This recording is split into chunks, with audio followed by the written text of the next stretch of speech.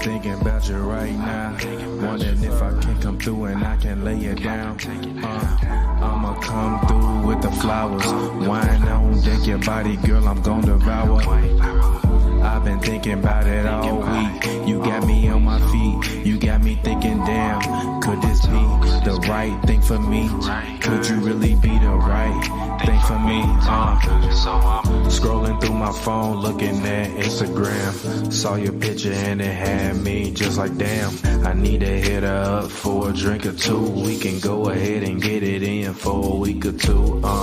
That's how long these situations usually last. Then I get caught up thinking about my past, and she get caught up thinking about my money. Jokes about Apple Pay like the shit funny. I've been thinking about you right now. Wondering if I can come through and I can lay it down. I'ma come through with the flowers. Wine on deck, your body, girl, I'm gon' devour. I've been thinking about it all week. You got me on my feet. You got me thinking, damn, could this be the right thing for me? Could you really be the right thing for me? We have a couple relations, then relationships. We had a couple relations, no relationships. I'm on relationships. Alrighty. We here. We back. Oh, y'all in there deep today. All right, shout out to y'all. We here, we live. Forgive me. I ain't got a haircut. Shout out to my barber, B. Lee, but we're here. We are live. We are back. It is the brand new season. We got brand new rosters. We got LeBron waking up at 3 a.m. We got Dame Lillard going from Portland to Milwaukee. We got Kai Jones on the internet low-key making heat. Shout out to my guy Kai Jones, man. I want to get him on the show one day. All right, let's go ahead. We might as well get it started. He said, can you imagine if somehow, some way, the Bucks were able to keep Drew and just add Dame to the roster? No. And I say that because I'll put it this way. Because I want to be weighted in what I say, and I don't want to offend anyone, because Drew Holiday as a Milwaukee Buck is he's a Bucks legend at this point. Like he's a Bucks legend. He's a champion. He should have made a bunch of all defense teams, but obviously when you're playing with Giannis and you're playing with Brook, and Brook is close to leading the league in shots, and Giannis is Giannis, you kind of gotta, it is what it is. But I don't think it would have worked. Number one, Dame is I've seen Damian Lillard up close many a times. What is he listed as? Hold on. Dame Lillard. Dame Lillard is listed at 6'2". Dame is like 6'1" without shoes on. Like he's not really, like if you see Steph Curry in real life, Steph Curry is not a small guy. Like Steph Curry is actually a fairly large human being in real life. Like I compare, obviously, like Baron Davis, BD is a bigger guy overall than Steph Curry was, even probably when he was younger and at his leanest. He was just probably more muscular and a larger guy. Like BD he got a solid body. Steph Curry and BD got to be the same height. Like BD is a real 6'3". Steph Curry is a real 6'3". Steph Curry looks big in person. Dame doesn't necessarily look the tallest in person. I'm just being honest. So I think him and Drew in the backcourt together, I don't think that would have worked. I think the Bucks were at their best when they had Pat Connaughton, as well as Grayson Allen in that role of the shooting guard. They need someone there that doesn't want to shoot, that wants to play defense, that wants to hustle, that wants to get rebounds, and that doesn't want to be the man. And I think at Drew's, like even last year with the Bucks, right? To me, the reason why the Bucks lost was because Middleton wasn't healthy. Like, yeah, Giannis fell out the sky. He dead ass fell out the sky and fell on his back. But the reason why the Bucks did not win the championship last year was because of the fact that Chris Middleton was subpar. But he was subpar not because he's not a great player. He was subpar because he was injured most of the season. When he came back, he wasn't necessarily in rhythm. He wasn't Chris Middleton, the same guy that they ran a pick and roll with in the finals and that whole playoffs when they won the championship. He wasn't. Even if you look at what Drew had to do last year, Drew was scoring last year. Kind of at will sometimes, but he was actually out there scoring as well as playing defense.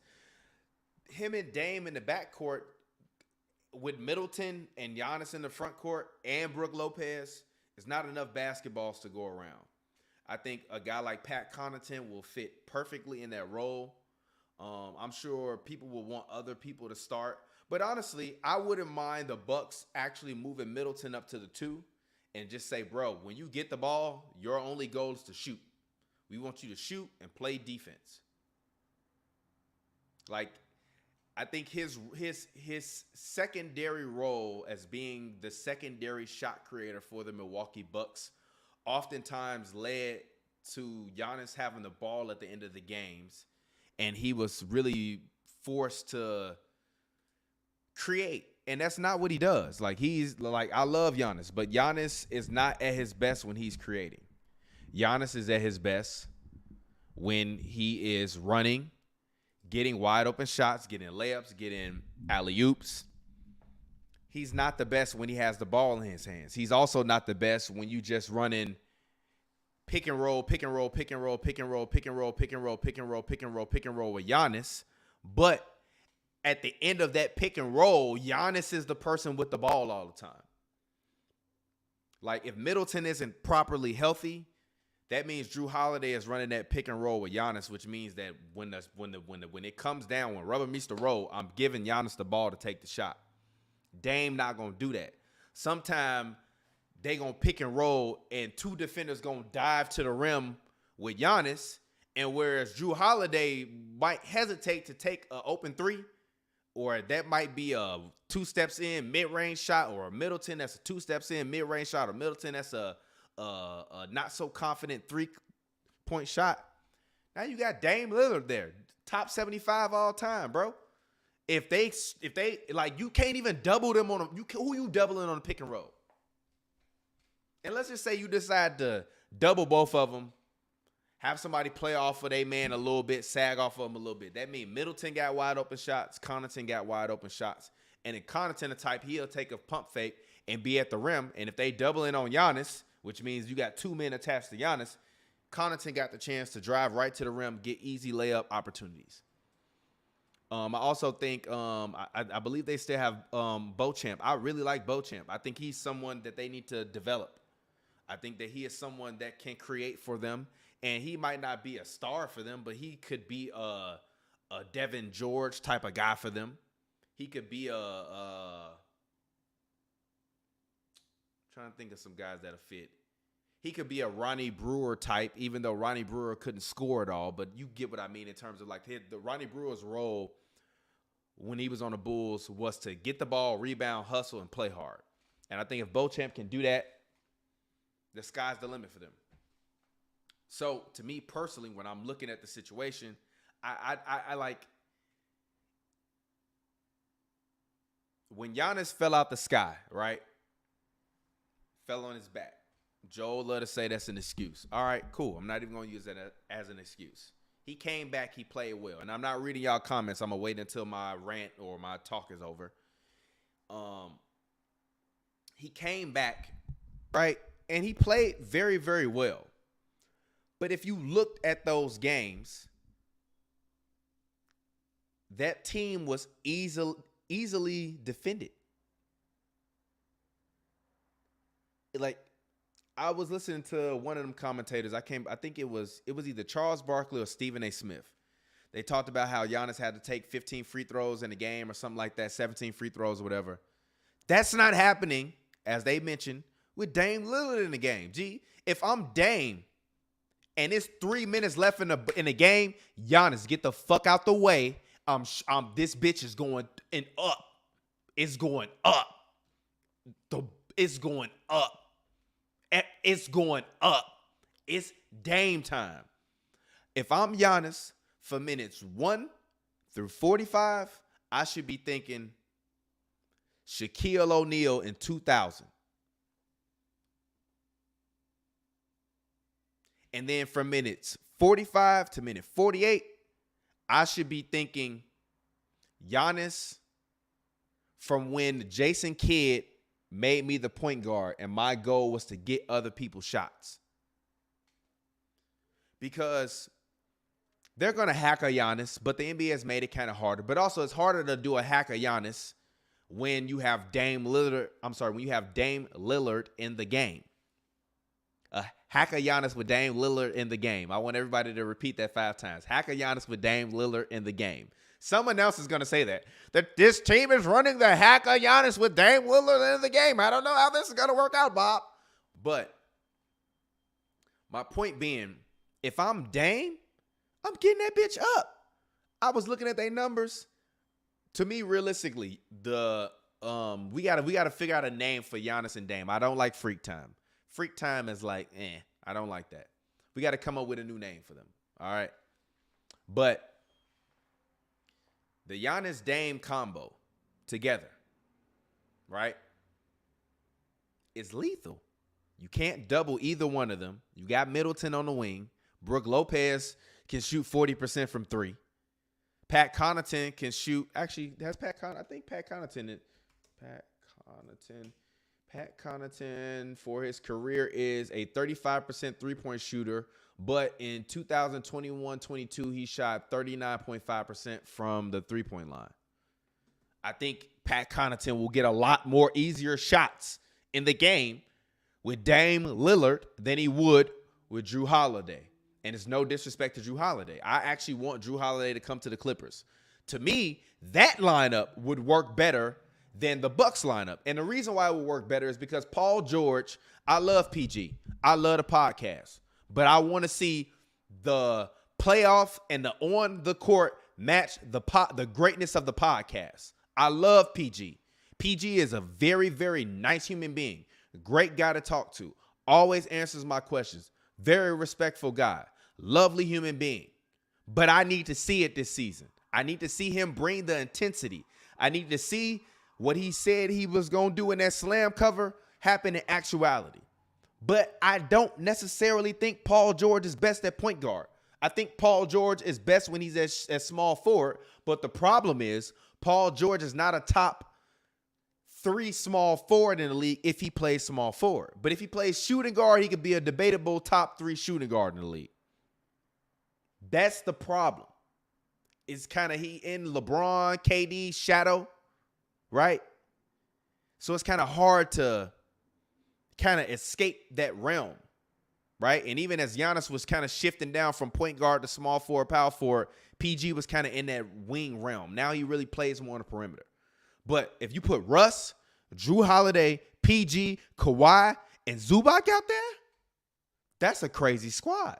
And even if you go small, you got Norm Powell off the bench. You can run Nick Batum at the center off the bench. You have Morris. You can have Morris off the bench. That team defensively is crazy. They can run, and Russ is not a small guy. And the difference between Russ and Dame is Russ will go out there if Jrue Holiday goes to the Clippers and they say we're gonna start Russ and Jrue, Kawhi and PG.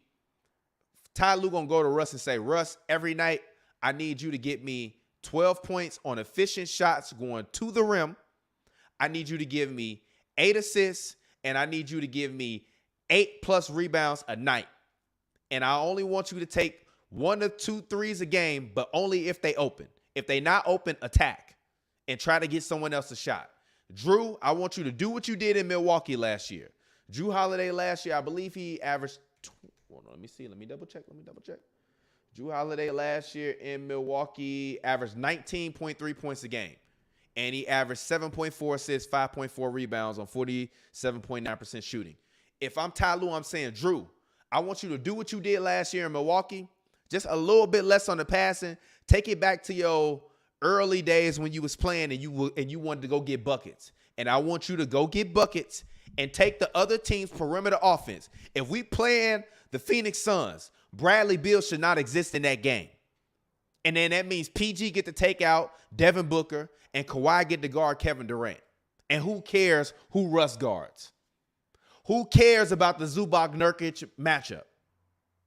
So I don't agree that the Bucks would have done better if they would have kept Jrue Holiday and Dame Lillard. I think they had to part ways either way, and I think they would both be successful no matter where they go. And as for Dame Lillard, The only thing that I am looking for Dame Lillard this season to do is to not change a single thing. Dame, don't change nothing. And when I say don't change nothing, I mean Giannis gonna go down to the block sometimes, and he gonna wave his long, freakish arm in the air. Dame, pass me the ball. Don't pass him shit. Chuck that motherfucker from 35 feet. It is Dame time in Milwaukee. They didn't bring you there to be passive. They didn't bring you there to magically pass the ball to Giannis and be Magic Johnson and make Giannis better. They brought you there to get buckets, to make Chris Middleton's life easier, to make Brook Lopez's life easier, and to make Pat Connaughton's life easier. Giannis is going to do what he does. He is the freak of the East for a reason. Actually, I'll be right back. Where my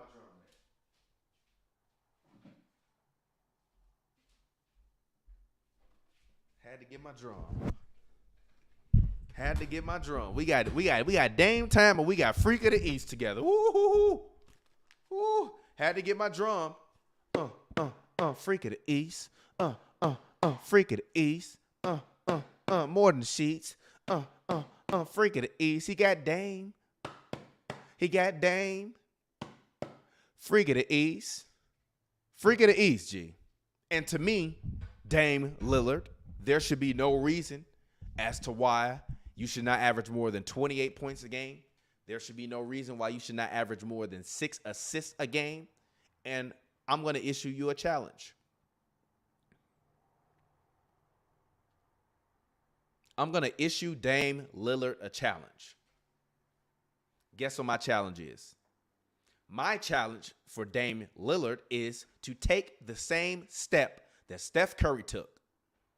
And what that step was to execute and to give a different level of energy towards playing defense. And if Dame Lillard can bring a championship level defensive intensity, regardless of his skill, if he can just bring a championship level defensive intensity to the Milwaukee Bucks, they will be repeating as champions next season. Because I think that they have a 3-year window. I think what Giannis does is he pulls a LeBron and he signs a 1-and-1, which means that he will re-up for one more year after he will sign a 1-year extension after this season to basically be there for 2 more years. He's going to give him and Dame another opportunity to sync up. Brook Lopez will probably be gone if they don't win a championship, but I believe that they will, so he'll stay. And then I think that they pick up some guys in the aftermarket to fill out the rest of the roster with a new cast of characters, and they come back and they repeat. But this only happens if Damian Lillard makes a commitment to playing defense and playing it with a level of passion and aggression that he plays when he shoots the basketball. He does it better than anybody else when he's hot. You've seen it. When Dame Lillard is on and it is Dame time, he does it better than anyone else. He has scored more points in a basketball game than Steph Curry has. And Steph Curry is the most lethal sniper in the history of the National Basketball Association. So Dame Lillard can do whatever it is that he wants to do if he puts his mind to it. So there is no excuses for the Milwaukee Bucks. The same way there is no excuses for the Phoenix Suns. The same way there is no excuses for the LA Lakers. The same way it's no excuses for the Golden State Warriors because they traded away Jordan Poole for Chris Paul. And we know that I've had my past of saying what I said about Chris Paul, but he is a bona fide first ballot Hall of Famer at this point in his career. He is. But he is most definitely on the downside. So it is a little bit interesting that you would trade for an undersized guard to come in and come off of your bench, or this amazing 6-man lineup that I've never heard of before. and think that you as a team that got out-rebounded by the Los Angeles Lakers almost every single game when you got swept.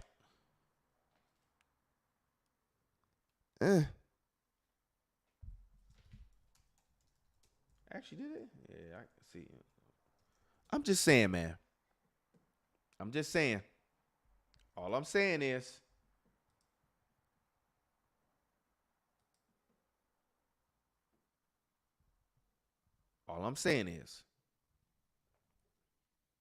there's no excuses. And I'm sorry, the Warriors didn't. There's no excuses. There's just no excuses. And sorry, the Warriors did not get swept. But it felt like they got swept. But there's no excuses. No excuses for Dame. To me, Giannis, I've talked to Giannis before in person. I interviewed him post-game, and I asked him, I said, have you made actually, let me see if I can find this clip. It was from a couple years ago. But basically I said, have you made a more concerted effort to try to be more of a distributor? And basically he told me no. He said, no, I'm not. I'm doing my best to try to just make plays within the offense and let the game come to me. So with that being said, I want Giannis to do that. Last year it felt like he was pressing. I don't really need him to press. If he's going to press anything, I need him to press Dame to be free. I need him to say, Dame, shoot. Dame, take it. Dame, I'm tired. Take the ball from me. Can you shoot, please? Like, that's what I want Giannis to do. Because that's the thing that he has never been able to do in his entire career. Giannis has never had another guy that he can look at and say, hey, can you take this ball from me and get a bucket at any given time during this basketball game? And that's no disrespect to anybody. It's just facts. It's just facts. It's no disrespect to anybody. It's literally just facts. So in my eyes, to me, Giannis just needs to be a leader. Like Shaq said that he thinks Giannis is better than him. I don't think that he has had a greater career or a better career than Shaq. I think he could, but it depends on Giannis. And actually, let's go back and play me talking to Giannis. Are you making a more concerted effort this year to be a playmaker? It seems like you're really putting forth a lot of assists this year. Actually, no. I think of learning the game better. Obviously, I'm still, I'm not as sharp as I want to be, so that leads me to make more plays. And I think I got teammates that can knock down shots, and it's way easier. Like a lot of guys, show their bodies, and if I pass the ball, guys knocking down shots. Like we got Kyle Colby, we got Wesley Matthews, George Hill, Dante. They can make plays. They can knock down shots. So it's them. It's them. I'm just doing the same thing that I've been doing all year, but they're able to knock down shots. That's why I got a couple assists. So, as you see, that was me talking to the Greek Freak. It's crazy that was 4 years ago. That was actually before the pandemic. Like, that was before the pandemic. That's crazy, bro. That was like literally like that was the start before the pandemic. That was back when all the media could go into both locker rooms and interview the players. Now only like the designated media, the big networks get to go back and interview the players before the games and after the games. Now we only get to go into the press conference room. So that's crazy, bro. That was 4 years ago. Time is whizzing by. That's also, which I'm going to go into a WNBA rant to end this podcast, but to round this whole Giannis topic out, as you can see, I've talked to Giannis in the past about his kind of want to make more plays, and he really said no. Like I've just, he's operating within the flow, and he said that he felt like when he didn't necessarily have a rhythm, he was looking to get more guys involved. But if you notice, he said, now I have guys that can make shots and knock down shots, right? Now that conversation is not the same anymore now that Damian Lillard is on his team. I just got to start saying Dame. Now that Dame is on his team, I just be trying to pay respect to Dame Lillard's name because I usually try to say all the players' names except for like Steph and LeBron because at this point they like like they just go by one name. Like if you say Steph to anybody, they know who you're talking about. If you say LeBron to anybody, they know who you're talking about. If you say Jordan to anybody, they know who you're talking about. You know what I mean? If you say Tyson to anybody, they know who you're talking about. You know? If you say like Ronaldo, anybody know who you're talking about. If you say Messi, they know who you're talking about. If you say Shaq, if you say Barkley, they know who you're talking about. So that's kind of what I meant from that perspective. I mean, if you say Dame, they know who you're talking about too. But like, I still feel like Dame has to cement himself as like a top 50 guy. I think Dame is a top 75 guy, but I don't necessarily know if I put him in the top 50 all-time guys yet. I think he needs to win a ring. And actually, I think if Dame wins a ring this year, I think he immediately catapults Russell Westbrook in all-time rankings. He immediately catapults Chris Paul. And then you have to start mentioning him with the likes of Steph Curry, Magic Johnson, Oscar Robertson. I think Dame, if he wins a championship with the Bucks, he catapults John Stockton too. I think Dame's legacy is on the line right now. I don't even think anyone can doubt that. Even if you're a Dame fan, like his legacy is truly on the line right now. And not his legacy in terms of like him being a great player. He's obviously a top 75 all-time NBA player. But I mean, the difference between Dame currently sits outside of the top 5 point guards of all time. I think a ring and a dominant run with the Bucks while making Giannis better and him still being himself and making the other guys around him better catapults him into that top 5. My top 5 point guards right now of all time. Number 1, I have Magic Johnson. I don't know if you guys know, but we have a separate channel called Ball 360 where we do like little mini long rants about players and things of the past and stuff like that. I got a couple rants up there about Magic Johnson and Russell Westbrook. You should go check them out. But in my Magic Johnson rant, I talked about how Steph Curry has not passed Magic Johnson. He hasn't. He don't have more championships. He don't have more finals MVPs. He don't have more MVPs. Like, it's just facts. Like, Magic still got records. Steph is great, but he's not Magic. So, number 2 is Steph Curry. My number 3 point guard of all time, you guys are going to be upset at this, but it's Russell Westbrook. Like, I know people are going to be upset by my opinion, and he is not a champion.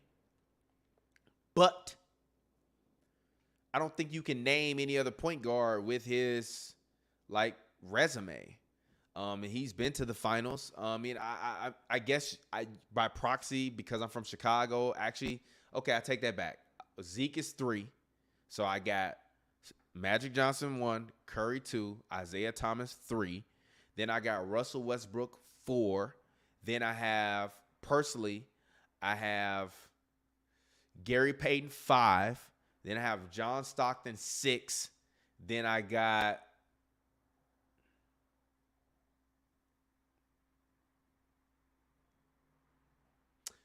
Chris Paul 7.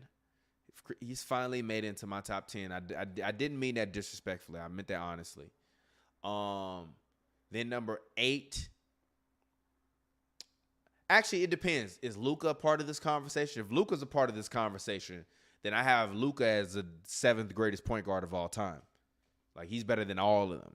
And don't get me wrong, I'm about to look at y'all comments, and at the 30-minute mark of the show, we're 1 minute away from the 30-minute mark of the show. I'm going to look at y'all comments and read back through them. Let me see, 9.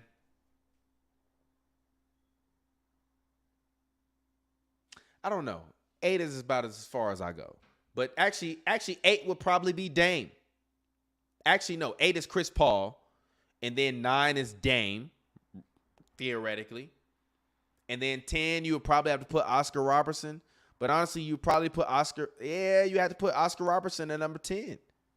And actually, the crazy part is I left out Bob Cousy, the Houdini. Low key. You got to put him at 10 just for history. So, like, if you're Dame, your legacy is really in the balance, not in terms of your overall greatness in the lexicon of basketball players. Clearly, top 75 player of all time. But if we talking about getting into that upper echelon of legends. Dame is not quite there yet. He's like a tier 2, tier 3 legend. He has the opportunity with his play and his effort and hopefully his defensive grit to get into the top 5 point guards of all time, thus making it into the top 50 players in NBA history in my rankings. Now, let's go ahead. Let's look at the comments from the whole show back. So this is the first comment that got my intro rant started off. He said, can you imagine if somehow, some way the Bucks were able to keep Drew and Dame to add to their roster? We talked about that already. Danny Berry said, hey, what's up? He said Drew might be a member of the Heat. I'm going to be honest. The Heat don't scare me no more. We got Dame. The Heat only scared me because you can load up on Giannis, zone up on him when you needed to, and foul him, and no one else could fucking get their own bucket. I got Dame. I don't give a... Look, I love Drew. Champion. Heart of a lion. Shout out to Drew. Great human being. Love the community of New Orleans. Love the community of Bucks. Great guy. But come on, he not Dame Lillard. Let's keep going. I gotta see how Dame and Giannis play together first. I know everybody hyped, but I want to see how the Bucks offense look after 15 games. I'm gonna give you a 15-second response.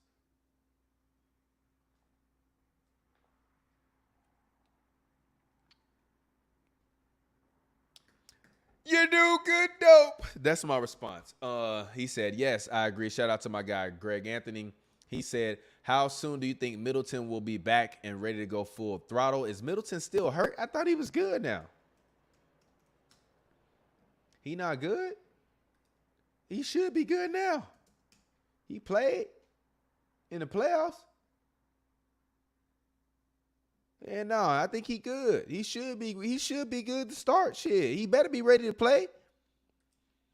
The Nets also have Nets legend Brook Lopez. That's crazy, bro. Is Brook Lopez still the leader in Nets? Let's see. Brooklyn Nets franchise points score. I think Brook Lopez is a franchise leader in points in Brooklyn Nets history. Brooklyn Nets.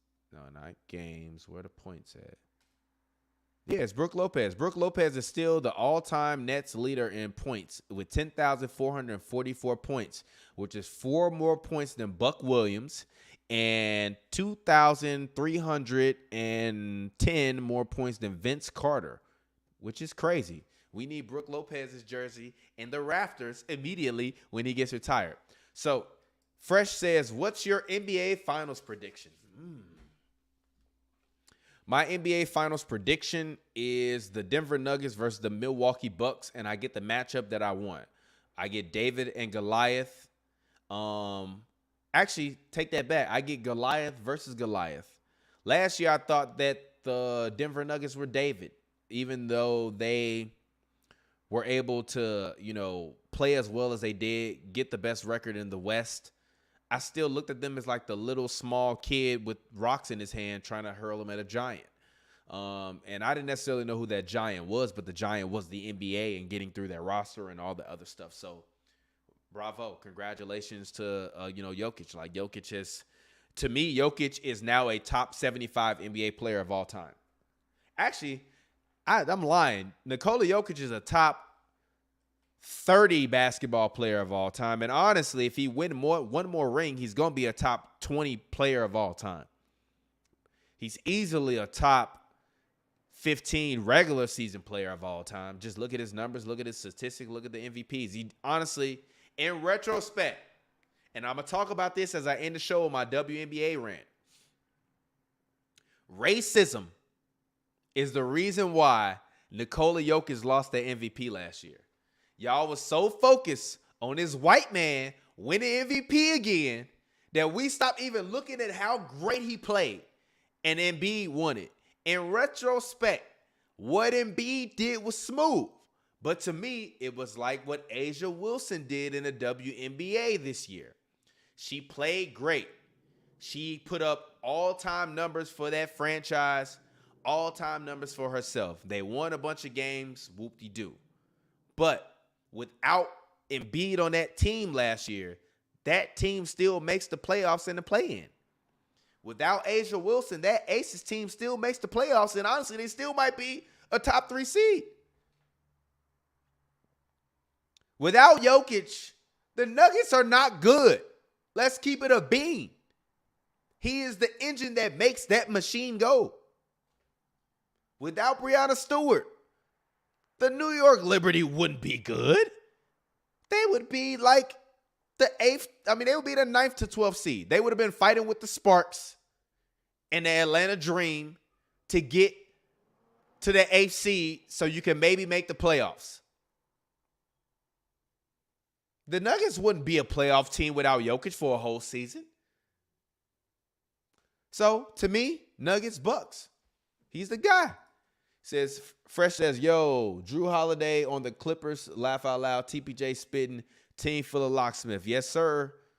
Somebody said, nah, Dame got to stay healthy. Dame was healthy last year. Like, in the Chris Haynes report, it was reported that Dame was healthy, but the team wanted him to sit out. What do you want from him? They wanted to get a better lottery perspective. Sorry.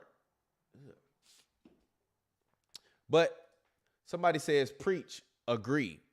Shout out to my guy, Greg Anthony. Shout out to you for being locked in. Somebody said, Dame top 75, but my boy Kyrie not.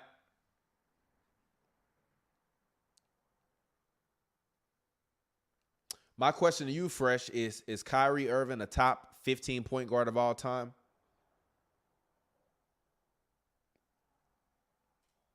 That argument kind of gets tough. I would say yes, but it depends. Are you including Luka Doncic in there? And also, what is James Harden to you? Is James Harden a point guard? Is he a shooting guard? Somebody said, explain to you putting up Luka. Please explain this. Luka is a 4-time All-NBA, 4-time All-Star. What are we talking about? 4-time first team.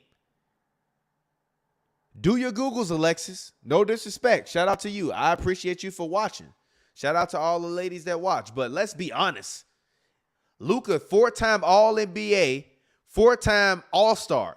You can't name really that many more point guards that got more 4-time All-NBA first teams and 4-time All-Stars. Kyrie's not top 10. Steve Nash not a top 10 point guard of all time. I'm sorry. He's not. Steve Nash is like 12. Actually, should we redo my list right now? Let's redo the list. Let's redo the list right now. Let's redo the list.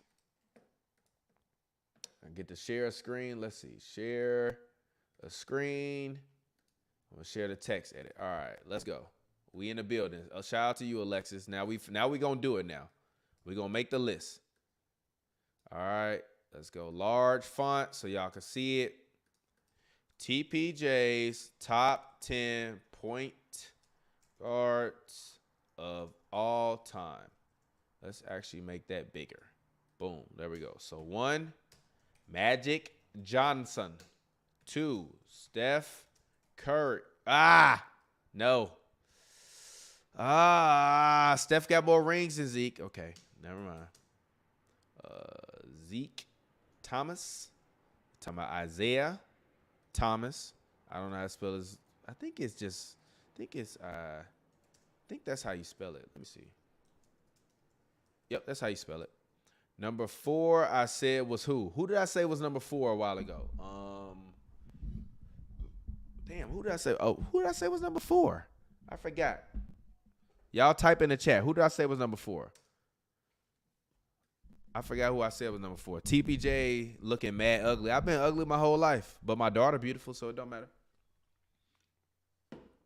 Somebody said James Harden is a shooting guard. And by the way, drop as many comments as you want to now. I'm reacting to all the comments live as we make this list. I'm literally going to make it right now. We're going to put this up. The internet going to be upset at me. So we got Steph Curry, Isaiah. I said Gary Payton. Gary Payton. Then I said number 5. I said Westbrook. Yep. I got to. Yep. All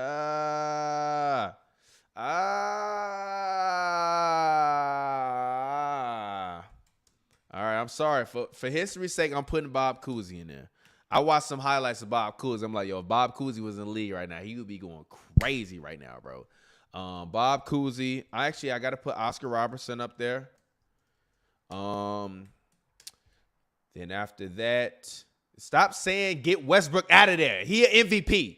How many of these other guys in this list was MVPs of the league? Stop.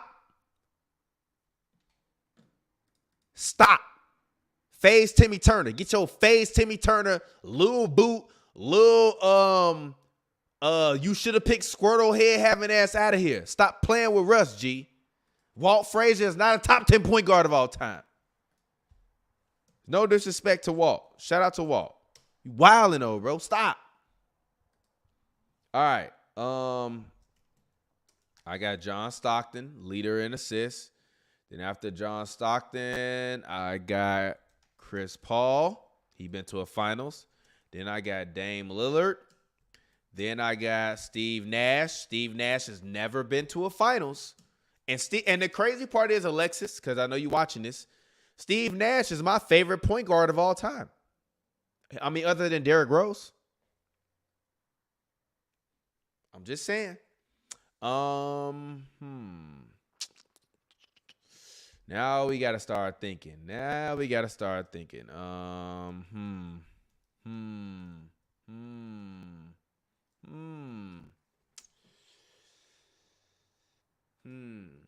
Cause these last, all right. So look, I want y'all to comment. Give me some names. We got 4 more slots to fill in. Y'all gotta tell me. Who should I put in there? I'm forgetting some gems. I did point guard. Damn. I gotta actually take Chris Paul out and put Jason Kidd. And then I'm gonna put Chris Paul. I'm gonna put Chris Paul 10. I'm gonna put Dame Lillard gotta be 12. I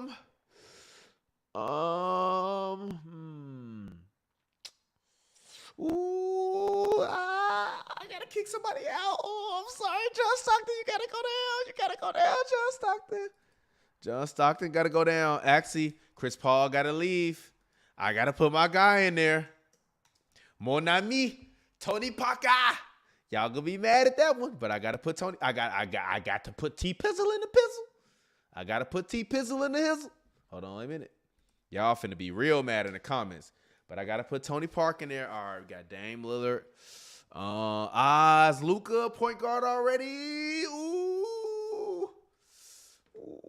Hold on, let me see. I gotta do a number list.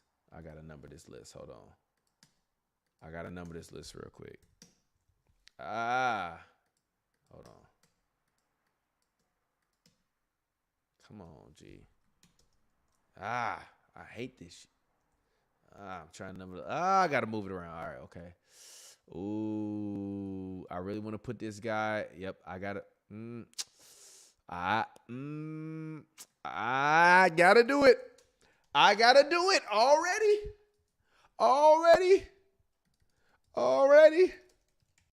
Ooh, I can't do that. I gotta do this. I'm sorry. Ooh, I'm sorry. Ooh, I'm sorry. I got one more left.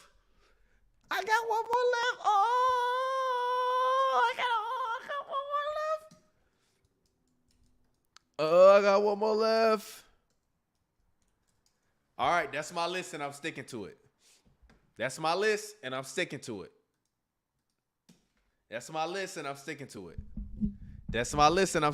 Jerry West was a shooting guard, not a point guard. Shooting guard, brother. That's my list, and I'm sticking to it. That's my list, and I'm sticking to it, G. That is my list, and I'm sticking to it. Y'all could be mad at it, but that's my list. I'm sticking to it, G. That's my list. I'm sticking to it. Be mad at it. Luka on his way. Young GOAT. Luka on his way. Young GOAT. I'm sticking. That's my list. I'm sticking to it. That's my list, and I'm sticking to it. That is my list, and I'm sticking to it, bro. I'm sticking to it. That's my list. Get mad at it. Write it down. Take a picture. I don't give a fuck. All right. Somebody said Luka top 6 when it's over. No, Luka is top 3 when it's over. Luka gonna win some rings. Baron Davis do had a complete package. I love Baron Davis, but let's continue the list. 16. All right, 16. I'm gonna put Mark Jackson because he got that many assists. 17. I'm gonna put Baron Davis actually because BD my guy. 18. I'm gonna put.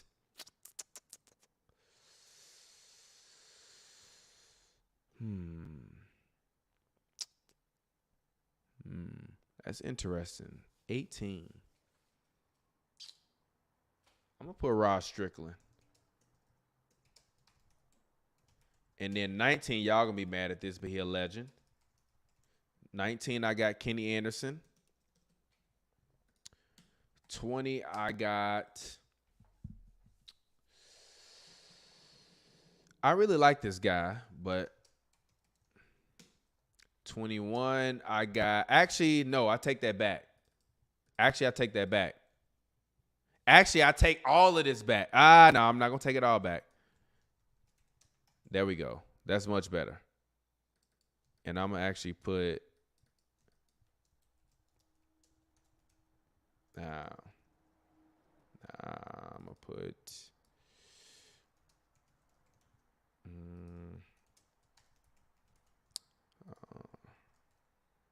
Rajon Rondo, 22. Kyle Lowry, 23.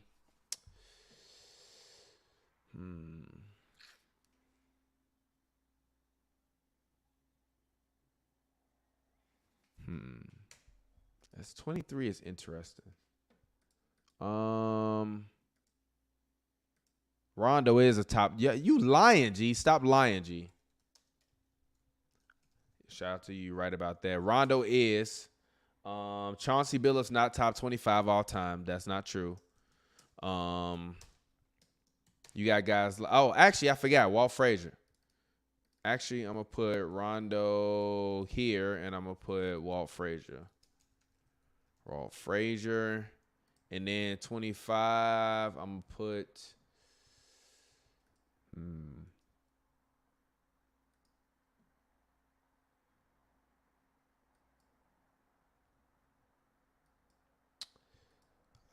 y'all gonna be mad, but I'm gonna put him there.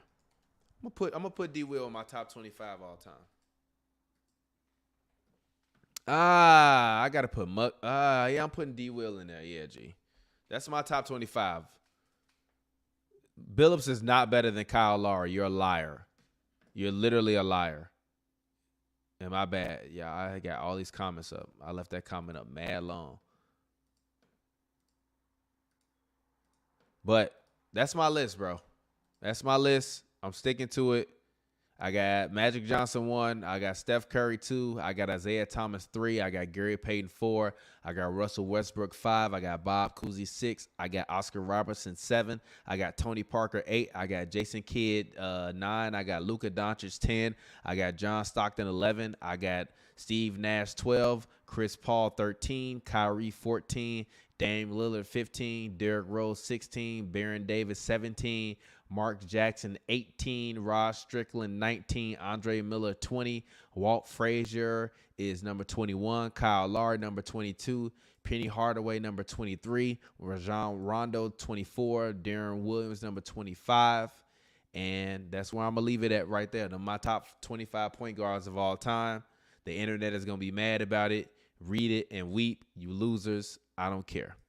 So let's go to my final topic of the night. Hold on. Y'all got to give me a second. I'm going to play some music while I prepare my argument because I got to make sure I come correct with the facts. Let's go. I can be there for her, to try to care for her. I've been thinking about you right now, wondering if I can come through and I can lay you down. I'ma come through with the flowers, wine on deck, your body, girl, I'm gon' devour. I've been thinking about it all week. You got me on my feet, you got me thinking, damn, could this be the right thing for me? Could you really be the right thing for me? I've been thinking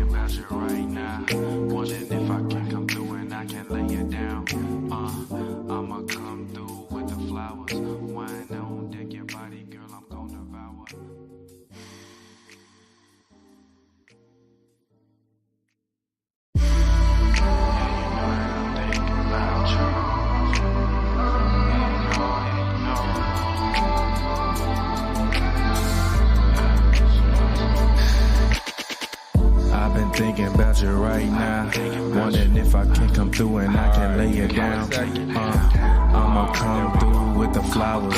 Wine on deck, your body, girl, I'm gon' devour. I've been thinking about it all week. You got me on my feet. You got me thinking, damn, could this be the right thing for me? Could you really be the right thing for me? Scrolling through my phone. Now look here, young woman. Let's go. Let's turn it up. Let's go. Let's turn it up. Let's Come on, man. They was mad disrespectful this weekend. I did not like the conversation that I was seeing. So we gonna get into it. I don't have to go out to the club. Give me a second. I gotta look up. I gotta look up my stats first. I wanna be I don't wanna have to go to the club to find your love. I hope that we can meet at the coffee shop, or we can meet at the bar where the food's hot. But I don't wanna have to go out to the club to find your love. Yeah. But now that I think about it, I met you a long time, goddamn, shawty. Got introduced to your homegirl, and I was like, yo, let's be homies. All right, let's get into it. I'm ready for it now. It's time. It's time for me to, and I'm stealing this from him for the first time, but whatever. Stealing this from Skip Bayless, but it's time for me to unleash G. Breanna Stewart won the WNBA MVP on September 26th. And me, being a guy that has not only covered the WNBA for multiple seasons, but also been watching it for a long time and have been able to witness Breanna Stewart's dominance over her career, I have always had a true appreciation for Breanna Stewart. I remember when she tore her Achilles, I was more so concerned if she would still be able to come back and be herself. But she was able to do that. She was able to overcome the odds, and now she's back, and she's the MVP again. And A'ja Wilson played an amazing season. She was a dominant force this year, and unfortunately, she did not win the WNBA MVP. As well as Alyssa Thomas for the Connecticut Sun. She played just some of the best basketball I've ever seen a WNBA player play all around. Like, a lot of people don't know this, but she had like multiple torn labrums at the same time at the end of the 2010s. And she was always a player that played very, very well and was grit and was grinding, very Draymond Green-esque. But this year, she took everything she did up a notch, like times infinity. She got the most triple doubles in a season in WNBA history. She actually has, I believe, 9 or 10 of the 25 triple doubles in WNBA history. She averaged over 10 points. She averaged, I believe. Hold on, let me not do Alyssa Thomas a disservice, because I was reading all of this off of my head. But Alyssa Thomas this season averaged 15.5 points, 9.9 rebounds, 7.9 assists, 1.8 steals per game, and she averaged a half a block a game on 3.4 turnovers, 47.4% from the field goal range, and 71% from the free throw line. But when I tell you all that this woman has, except for the 2020 season, never been the person that you would go to always get buckets and to be the primary, just like focal point of offense.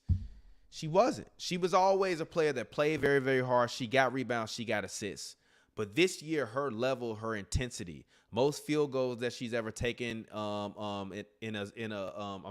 per game this season. This is her third most free throw attempts per game this season, even though she averaged her second most points per game this season, even though she played more games than she played before. So I just want to give Alyssa Thomas a shout out. Like, she was a dog this year. She played her heart out. She was absolutely amazing, and she was great. A'ja Wilson, a dog, lights out, did everything that she needed to do on the basketball court to be a defensive presence, to be a monster, to be a black cat on offense. I compare a lot of her mid-range game to KD because she doesn't need a lot of dribbles to execute on offense. She's not a heavy ISO player, even though KD is great at ISO. But KD is also great at 1-2 dribble pull-up. 1-2 dribble pull-up, 1-2 dribble move, 1-2 dribble move, 1-2 catch the ball, move, 1-2-3 move, 1-2-3 shot, 1-2-3 shot, 1-2-3 move. Like A'ja's great at doing that. And that's a lot of what Steve Kerr tried to make Kevin Durant do when he was playing with the Golden State Warriors, which obviously KD didn't like. He wanted to go out and freestyle and do more isolation ball than doing so much motion and 1-2 catch, shot opportunities. A'ja Wilson has been great this season. She's been a monster. She averaged over 1.5 blocks, over 1.5 steals a game. She was absolutely amazing this game. I'm sorry, not this game, this season. She was amazing in the game today versus the Wings. She was terrible throughout the entire game. But the thing that makes the great players great to me are, can you rebound and execute and play defense when you are not scoring the basketball? And that is one thing that I am very, very proud of A'ja Wilson for doing in the closeout game versus the Dallas Wings. She played her tail off. She really did. I don't necessarily always care about the shot. She was 4-10, 13 points, but she gave me 13 rebounds. She had mad turnovers, but when they needed her to play good defense, execute, and get rebounds late, because McCowan was actually a dog on the glass today. She had 10 points and 15 rebounds after a not so great game 2 versus the Vegas Aces. A'ja Wilson still played a great game, because the great games come from the great players in games where they're not shooting and they're not doing their best. She still finished the game with a double-doubles and more rebounds than she did points. If anybody else did that, if LeBron did, they'd be saying, well, LeBron still played a great game even though he went 4-10. So did A'ja Wilson. But let's rewind. Let's read Breanna Stewart's resume prior to winning MVP this year. Breanna Stewart, 2-time WNBA champion, 2018-2020. WNBA Finals MVP, 2018-2020. WNBA MVP, 2018. 5-time WNBA All-Star, WNBA Rookie of the Year, WNBA Scoring Leader last year, WNBA All-First Team 2018, 2020 to 2023, WNBA All-Second Team 2016, WNBA All-Rookie Team, 2-time WNBA All-Defensive First Team last year and this season, 3-time WNBA All-Defensive Second Team 2016, 2020, and 2021, and she won the Commissioner's Cup in 2021 and 2023. She also is a Commissioner Cup MVP in 2021, and she's a part of the WNBA Top 25 anniversary team for 2021. Why is it that the internet, and especially Black Twitter, want to talk about Breanna Stewart as if she is some walk on onto the basketball court and just picked up a basketball last week? Do we not know Breanna's? And actually, wait a minute. She also Olympics basketball tournament MVP, FIBA World Cup MVP. She is a 2-time EuroLeague champion, EuroLeague regular season MVP, 2-time EuroLeague Final Four MVP, All EuroLeague first team, Turkish Super League, Russian Premier League champion, Sports Illustrated Sports Person of the Year, 4-time NCAA champion, 4-time Most Outstanding College Tournament Player of the Year, 3-time ACC Player of the Year, Gatorade National Player of the Year, Naismith Prep Player of the Year, 3-time USA Basketball Athlete of the Year. Breanna Stewart is one of the greatest women's and men's basketball players to ever pick up a basketball. So Black Twitter, I know y'all just woke up and y'all decided to watch the WNBA in 2023, but stop disrespecting Breanna Stewart and acting like her resume and her pedigree is not of the highest standards. Breanna Stewart is a top 10 basketball player all time in WNBA history. And so is probably A'ja Wilson if they win the championship. But put some respect on her name. Don't sit up there and disrespect her and act like she's just a nobody that randomly swooped in and stole the MVP from A'ja Wilson because of racism. At that point in time, you're doing A'ja Wilson a disservice and claiming that the only reason why she was a winner was because she was the best black player on the court. No, she was a winner because she was the best player on the court when she was the MVP. But this year, her team is loaded. They have 4 potential future Hall of Famers on the team. CP3 did get hurt in July. Give them that. But even with that being said, you still played some of your season with 4 potential Hall of Famers on your team in Chelsea Gray, CP, point guard.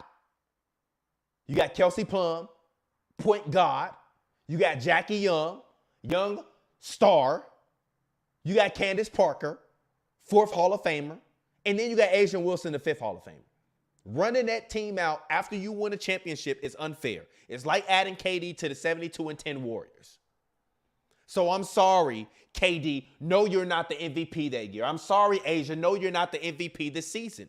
You're not the most valuable player on your team. If we're actually talking about the most actual valuable player on their team, it was hands down Alyssa Thomas. If she did not play at all this season for the Connecticut Sun, they would have been at the bottom of the team. At the bottom of the league, the worst team in the league,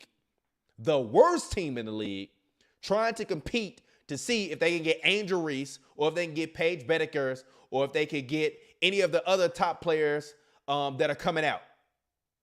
Caitlin Clark, Haley Van Lith, they would have been in that category without Alyssa Thomas. Stop it. DeWanna Bonner is great. All-time scorer. She deserves her credit. Future Hall of Famer. But she is not leading that Connecticut Suns team to the playoffs, especially the 3rd seed, without Alyssa Thomas. So if we want to actually talk about player-to-player value, it's actually Alyssa Thomas. But if we want to talk about the player that moved to a brand new city with a brand new team, with an unproven point guard in Sabrina Ionescu, who was not proven, who through her first couple of WNBA years, I was wondering, I'm like, is she going to make the transition? She can score, she can shoot, but will she be able to play tough? Will she be strong enough to deal with the physicality that is the WNBA? And will she be able to be a premier primetime scorer and superstar in the WNBA like she was in college? In comes Breanna Stewart. You get the best year ever from Sabrina Ionescu. Vandersloot played lights out. 3 Hall of Famers total on one team, 5 total on another potentially. Sabrina is just starting her run. Sabrina is Steph Curry in 2015 right now. She's not Steph Curry after he done won rings. She don't know how to do it. Breanna Stewart is the champion in this situation. Put some respect on her name.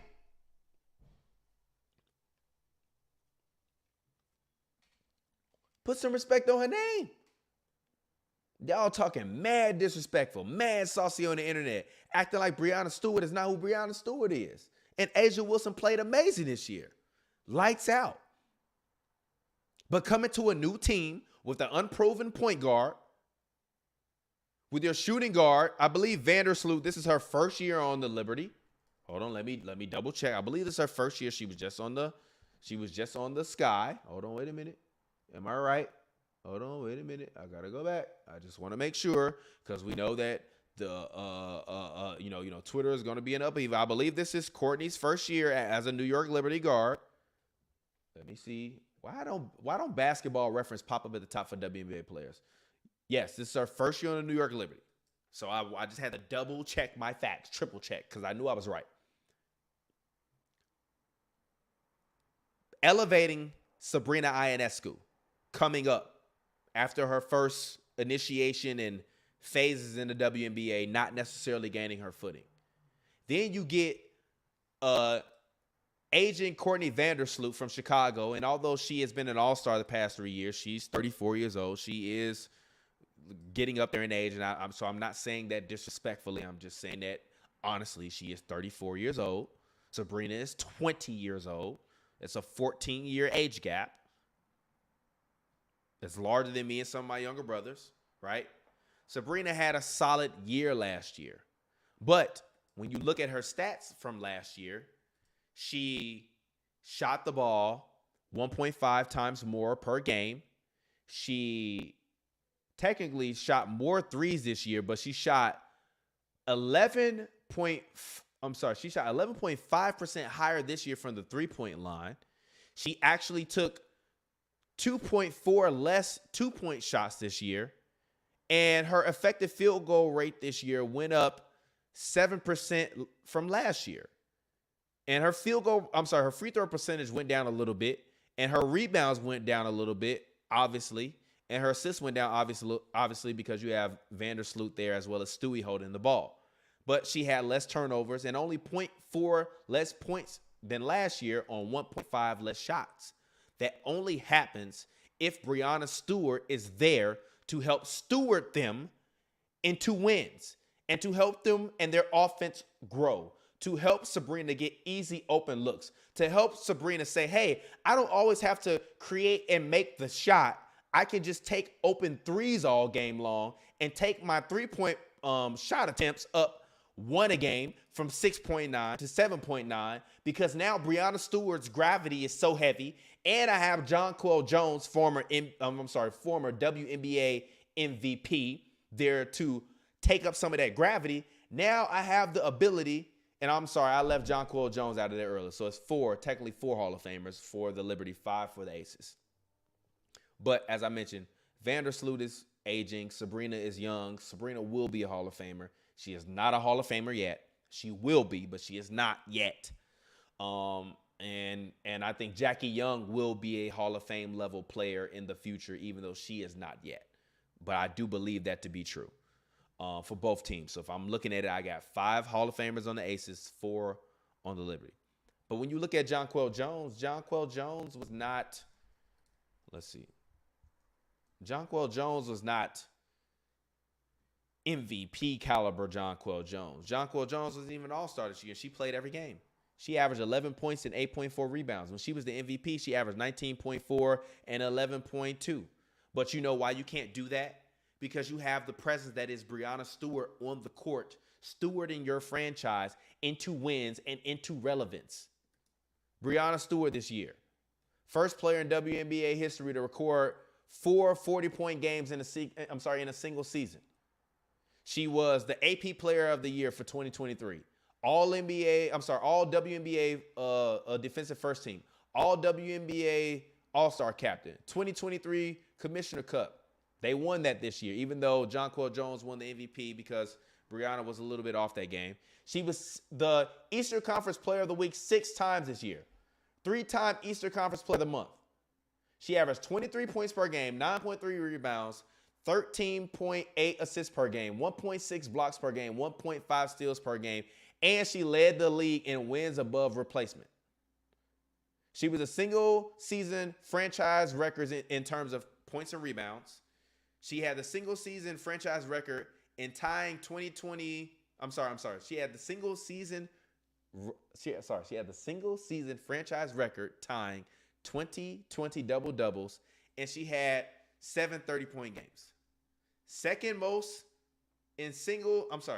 most points in a single season in WNBA history, even though they did play 40 games this year versus their usual amount that they would play.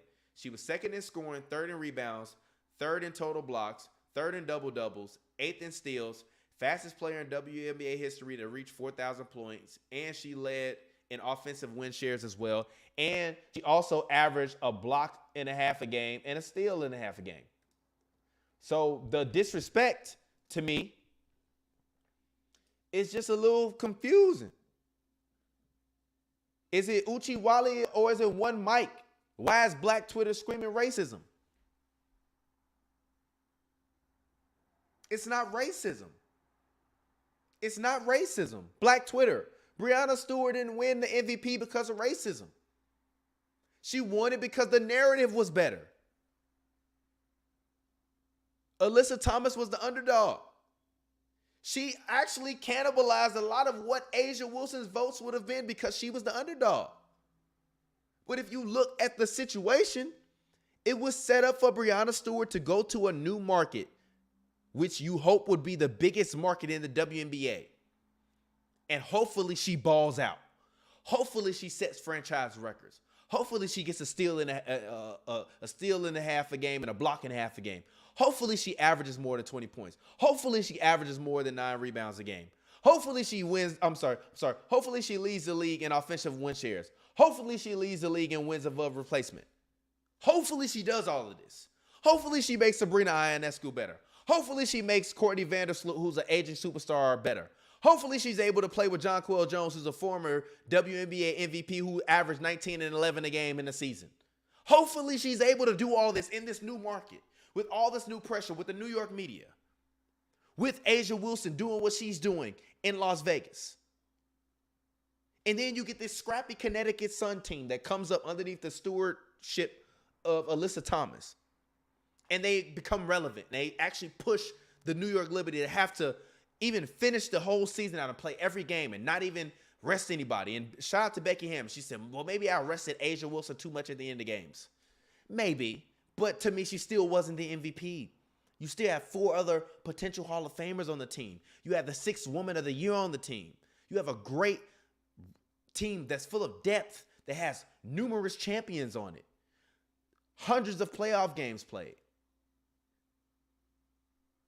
I'm just saying.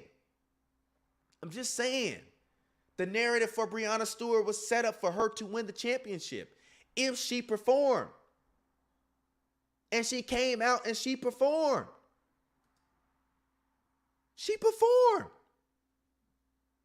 And the crazy part is, y'all so disrespectful to Breanna Stewart. Regular season head-to-head wins, her and A'ja Wilson. A'ja Wilson won 9-6. Playoffs, Breanna Stewart won 4-3. Total games played, Breanna Stewart 223. A'ja Wilson 189. Points per game, Breanna Stewart averages 20.8. A'ja Wilson averages 19.9 for her career.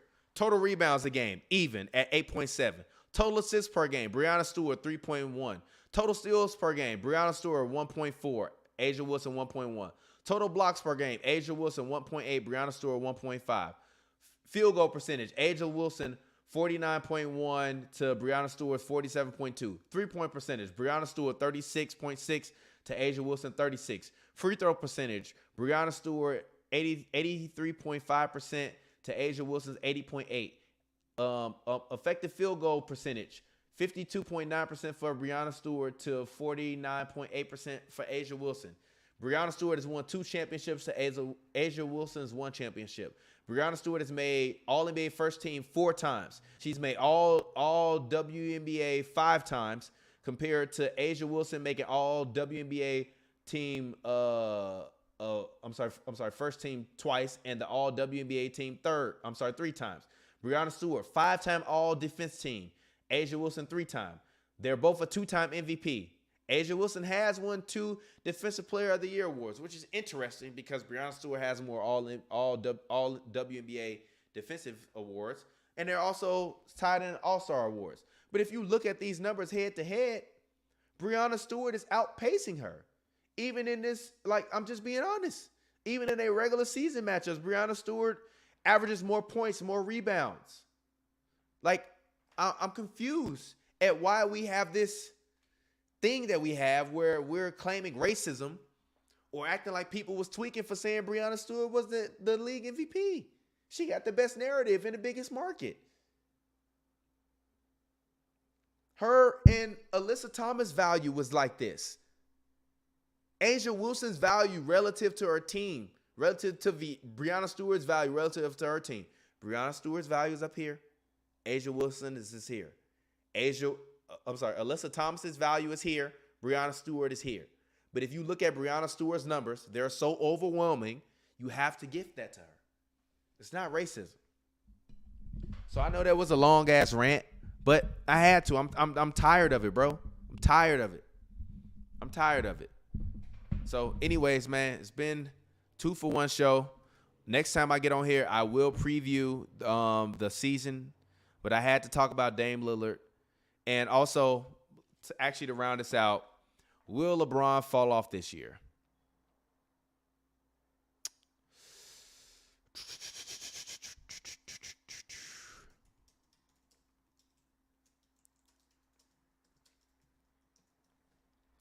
Will LeBron fall off this year? Will LeBron fall off this year? I believe he's been falling off. The numbers support his greatness, so I'm not going to say that his level of that he is still not a great player. LeBron is still a great player. I think to me, I have him as like my number, I think like 13th, 14th best player in the league right now. But he's still a top 20, top 15 player night in, night out, which says a lot because this NBA is loaded with talent across the board, especially in the front court. But I believe he's been on his numbers are steady. You know, they're steady like the S&P 500 or like or Apple stock, you know, but like the stock was going crazy a long time ago. Now it's just kind of leveled out, and it's slowly like he still gets better because he's older, but it doesn't have the same level of power that it had as it was going up.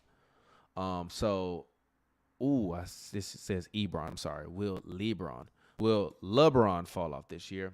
So if you ask me if LeBron will fall off this year, I'm going to say I believe he's been slowing down, but I don't believe that this will be the year of drastic change. I think this is actually LeBron's final hooray. I think he really wants to play with Bronny, and I'm praying for Bronny and hoping that his heart condition allows him to be able to play for USC. He didn't practice in the first practice that they had. I haven't updated my information since then, so I'm hoping that he'll get back on the court and be healthy. And we all know that LeBron wants to play with his son. So I think that in LeBron's eyes, this is his opportunity to have his last final, to me, this is LeBron's chance for him to have his MJ 98 season. If LeBron wins a championship this year, he's instantly got this decade over Steph Curry, the last 10 years, which they've been in this heated battle. Because we just speaking facts, he got 2 in Miami, and he's got 3 since Steph Curry's been in the league, right? You know, he got 1 with the Lakers, 1 in Cleveland. LeBron got 4 rings, 1 with the Lakers, 1 in Cleveland. Okay, yeah, so that would give him 3 rings. Steph, how many rings does Steph have? Actually, damn, Steph got 4 rings? Never mind. Steph got 4 rings, right? Yeah, never mind. In terms of, but I am honest with my last comparison in terms of like my last dance comparison. But I don't necessarily think that this catapults him instantly like over Steph Curry. Like he's already a greater player than Steph Curry all time. But if we want to talk about the last decade, who had the best run of the last 10 years, if LeBron wins this ring, he will top that off with having the best run of the last 10 years. And I think he has his opportunity to have his Jordan last dance moment this year of like, this will be the season where the LeBron documentary ends. Or you might get like maybe a 5-minute part in a documentary at the end about like him going to play with Bronny and averaging 20 points and finishing out his career averaging 25-5 before deciding to hang it up because he didn't want to average less than 20 points. But I do think that this will be the year where like LeBron gives his final last output. Now, I don't know what that will be. But if he's smart, it will be trying to get Anthony Davis and the rest of those guys involved in the offense and in the team, and really trying to move forward and build a legacy beyond himself. Because I still think LeBron can be the greatest effector of basketball when he's on the court. But that doesn't necessarily mean he's the best player on the court. And I think Anthony Davis is the best player for the Lakers, but it's up to LeBron to help Anthony Davis become an effective basketball player night in, night out consistently, the same way, as I said in the intro, Dame has to. So, anyways, about to sign off. Let's see. Let's play some unreleased Me and Pavi music. Rolodex. As I get ready to sign out of here for the night, make sure you subscribe to the channel. Drop a like. Mix it up, get drunk. Shout out to y'all for hanging out with me on your Friday night, Saturday morning. I hope Dion win in the morning. Till next time, be your boy TPJ. Let's get it. Tryna get lit like it's my wedding day. I'm tryna get cake like it's my wedding day. I'm tryna get lit like it's my wedding day. Tryna get cake like it's my wedding day. tryna get to the guap, could never hate on these niggas all the time. They be hating, but I'm chillin'. Remember days when they used to make me to the villain. Now I don't talk much, I don't speak on wax. Now I don't talk much, cause I only speak facts. Won't speak to a fuck nigga, niggas wanna hate. I don't really wanna, or I have to debate. I'm moving on to the next level. I'm moving on to the finer things. Cause I remember days when I used to scrape for the change. Now I'm out here trying to get straight to a range. I'm a poet